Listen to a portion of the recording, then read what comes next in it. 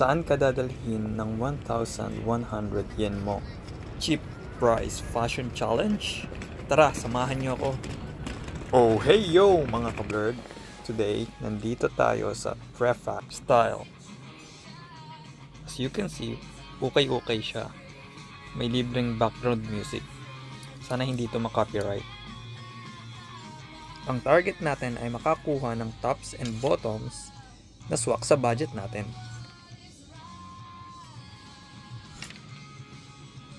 Ang ganda ng background music. Nagbabalik ang nakalipas. Mga emo-emo days. Hindi lang mga pants at damit ang nandito. Meron ding mga sapatos. Kagaya ng Adidas na to. Hindi ko alam yung mismong name niya. Pero mukha siyang limited edition. Tamang hawi-hawi lang muna. Siyempre, Uniqlo, check natin yan.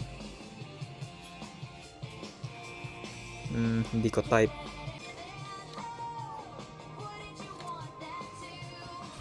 Ito, Uniqlo U.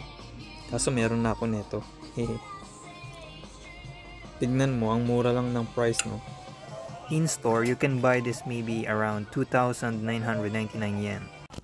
Hindi ko rin sure. Kasi bihira lang talaga akong dumaan ng Uniqlo store. Dito talaga ako nabili ng mga pamormang damit. At pang trabaho, syempre. Wala naman kasi siyang damage. Talagang yung iba luma lang. At madumi. Dito kasi sa Japan, nagpapalit sila ng damit kada season. Ewan ko ba. Ako nga tambak na yung damit ko dito. Di ko naman tinatapon. Nadadagdagan lang. Pwede na ako magtayo ng sarili kong store. Ito maganda tong Uniqlo na to. Swak sa malamig na panahon. Kaso sobrang laki niya sa akin. Ito rin goods. Kaso yung kulay medyo di ko trip. Itong natripan ko. Isang cardigan na gray. Siyempre, Japan to. Di mawawala ang tax. And the total is 836 yen. At may sukli pa tayong pang candy.